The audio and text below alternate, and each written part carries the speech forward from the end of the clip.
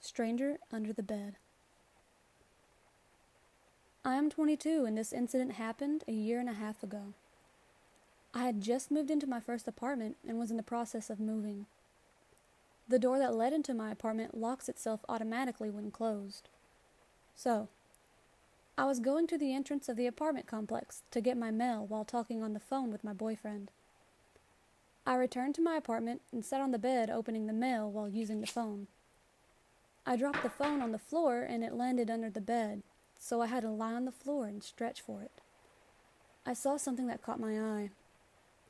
There was someone under my bed. My eyes widened and I choked the urge to scream. The person under my bed was lying still with his back towards me and his head to his chest, so I couldn't see his face. And he didn't see me. Trying to be rational while so many thoughts rushed through my head, I picked up the phone, said, "Sorry, I dropped my phone. I'm just gonna take a shower and call you back." The bathroom is right by my bed, so I hastily walked in, quietly locked the door, turned the shower on, jumped out my window. My apartment's on the first floor. And called the police. They told me to wait nearby, but to go across the street and see if anyone comes out the door of the apartment complex. This was during summer, and it was still light out. I placed myself across the street, hiding behind a car while watching my open bathroom window and the entry door. I called my boyfriend, and he came to me just before the police. I gave them my keys, and they went inside. Only moments later, 2 cops came out holding a thin and tired-looking man. His eyes looked crazy, but he didn't try to get away. The policeman that had stood beside me and comforted me while the police searched through my house, I was a mess, shivering and crying, told me that the man stood outside my bathroom door with one of my kitchen knives, waiting for me to come out. This man had somehow crept in the entry of my door while I was getting my mail and hid under the bed. The man that was trying to hurt me turned out to be a homeless person and was placed in a mental hospital. My boyfriend moved in with me the very next day. The police told me that what I did was truly amazing and rational. If I had screamed, this could have really ended badly for me. Early morning jog. This happened about 20 years ago when I was 15. My parents were divorced and by this time had a pretty good relationship. Their parenting styles were night and day though. My dad was a strict military man and my mom was an easygoing, good-time Charlie. At this time, they were splitting my custody 7 days on and 7 days off. My mom worked double shifts 6 days a week. She was only home on Sunday nights. Because of this and the fact that my mom was so lax with rules, she allowed me to pretty much do whatever I wanted whenever I wanted. In the very few instances she would say no, I would still do what I wanted because there were pretty much zero consequences. At this time, my boyfriend lived about a mile from my mom, so needless to say, I couldn't wait until it was my mom's week. While at my mom's, I would sneak over to my boyfriend's house after his parents went to sleep. He was an only child, and his parents were pretty strict like my dad, and did not allow us to spend much time together outside of school. As soon as his parents would go to sleep, I would leave my house, say around 9:30, 10 p.m., and jog over to his house. We would hang out until around 1 to 1:30 a.m., and I would leave for my early morning jog home. During my jogs, I would make sure to stay super vigilant. After all, I was a 15-year-old female jogging in the dark. Nobody knew where I was, and this was before cell phones were a thing. I'm about a half a block from home, and at this point, always felt a sense of relief as soon as I was in my neighborhood and able to see my mom's apartment building. As I continued jogging, I was passing the end of a driveway, and this van pulls out of nowhere and stops right in front of me. I didn't even see it coming. No spidey sense, nothing. I stopped so abruptly I almost tripped face first into the passenger side door. When I looked up, I saw two older men in the front seat with their windows rolled down, staring me up and down. It was a slow gaze, and I could feel their eyes burning into every inch of my body. The passenger leaned out the window, getting as close to me as he could without opening his door, and asked if I wanted a ride. He then smiled, the most sinister smile I had ever seen. While staring into his dark eyes, everything else faded away. It was like they were the only thing that existed at this point in time. My vision zoomed in on them, and I could feel my fight or flight kick in. I quickly ran in the direction they came from. I knew the alley they had pulled out of was too narrow for their van to make a turn. They had to pull out into the street to make a U-turn. I had never run so fast in my life.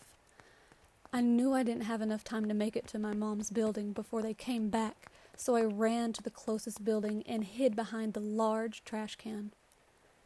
My heart was beating, and I was covering my mouth to muffle my breathing in silent cries. I could hear the rocks on the loose asphalt being crushed by the tires as they slowly crept by the trash can. They stopped in front of it for what felt like an eternity and whispered something to each other I couldn't make out. They didn't get out, but kept moving forward slowly, stopping by each of the trash cans for every building. I waited until they were out of sight and bolted the rest of the way home and locked the door.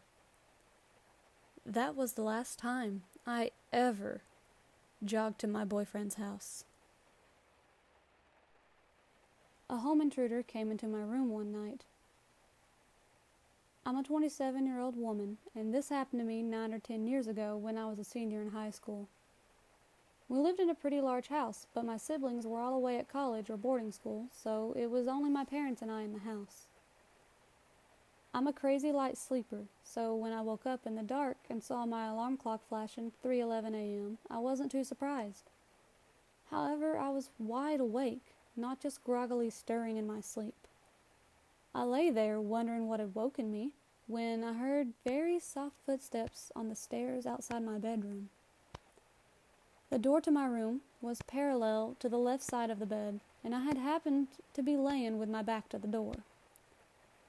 When the footsteps approached my door, I thought it was one of my parents checking on me for some reason.